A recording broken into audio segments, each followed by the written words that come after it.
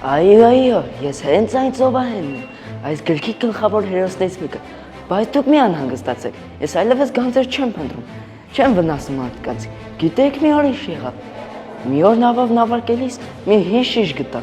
որի մեջ կար մի խորհրդավոր քարտեզ, քարտեզը բացելով ես գտա գանձերի տեղը, ես շատ ուրախացա, ասացի, գտել եմ գանձերի տեղը եւ այն ինձ կհասնի անսահման ոսկ,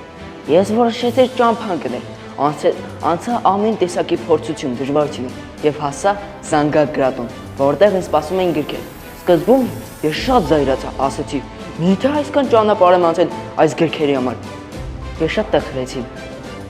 եւ որոշեցի բացել հենց այս գրքի առաջինը։ Եվ գիտեք ինչ եղավ։ Գիրքն ինձ այլևս բաց չթողեց։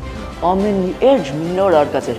ամեն մի պատմություն մի նոր գանձ էր։ Եվ ես այդ պահին հասկացա, որ ոսկին կարող է անհետանալ անդաման դիպկորը, բայց ամենակարևոր գանձը, ազնվությունը, բարությունը, ընկերասիրությունը միշտ մնում է քո ներսում։ Հիմա ինչ, դուք պատրաստ եք նստել իմ նավը։ Եթե այո, ուրեմն բացեք այս գրքի առաջինները, եւ ես ձեզ խոստանում եմ, որ զայրանալու կարիք չեք ունենա։